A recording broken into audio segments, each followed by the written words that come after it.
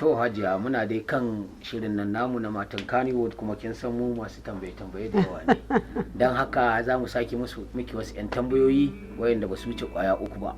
Ina fatan dai ba za ki kosa da amsoshin mu ba. To Ubangiji Allah ya ba mu iko, wanda na sani zan faɗa, wanda ban sani ba shikenan sai a haƙura. Alhamdulillah. Yanzu Hajiya, tambayar da zan miki anan ita ce, yanzu kina da kaman shekara nawa a lokacin, a da kina da shekara nawa aka yi miki auren fari?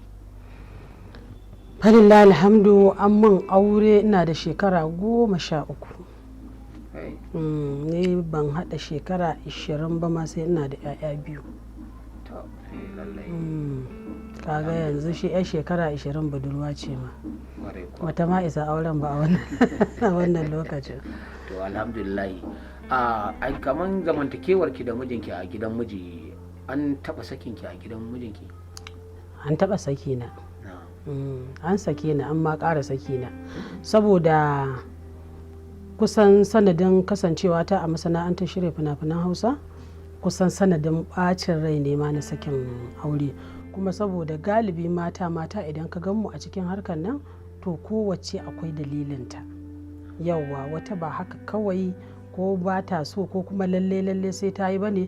Domin ni kusan farkon ma fara irin wannan fina-finan na home bidiyo ne, ina daga cikin waɗanda suke challenge, ina Allah wasan Hausa a Kano, irin wannan raye-raye na ji waƙa Samodara, na dinga salati, ina inna lillahi wa inna ilaihi raji'un, ƙato yana waƙa Samodara sai ka ce wani ɗan Daudu.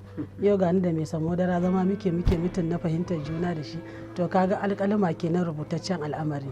Yauwa, akwai saki aure da na yi, kishiya ta bata banni zaman nan ba, na tare ina son mijin yana so na, haka auren nan sai haƙura muka da shi.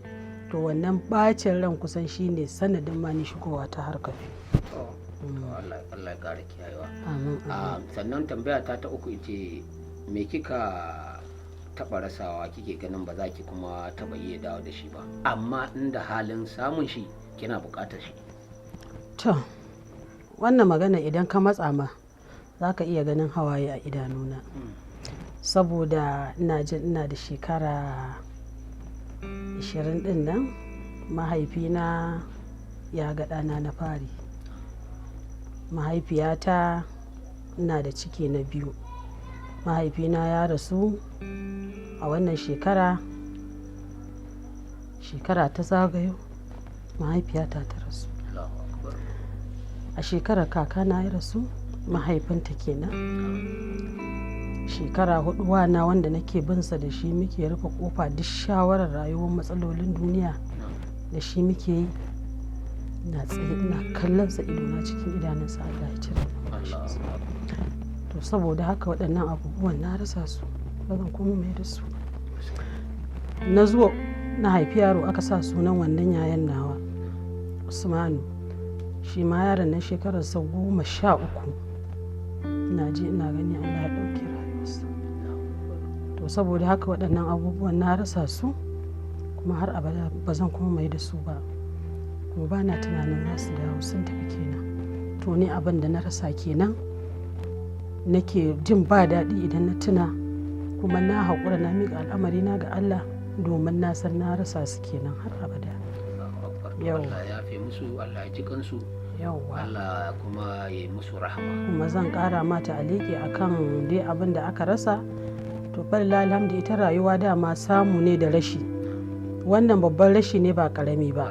To amma kuma na samu wasu abubuwa na sutura ta rayuwa, na ɗan yi gwagwarmayar rayuwa da irin faɗi tashi da ake a matsayina na marainiya, kuma gaki baki da iyaye, kuma kin samu kanki aurenki ya mutu, kaga akwai matsala.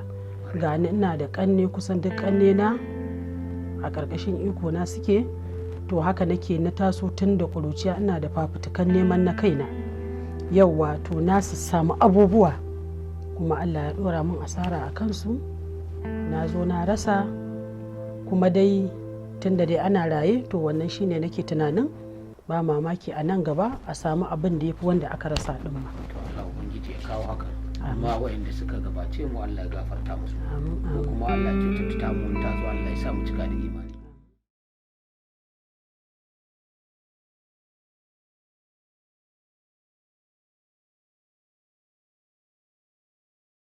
Kuna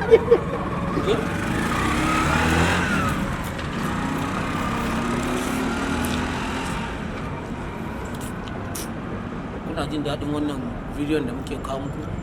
To kuma ba kwa jin daɗi. Ni ka ga mu YouTube din channel namu. Yana mai ne? Alaba karara. Gidan. Akwai ni'ima nan.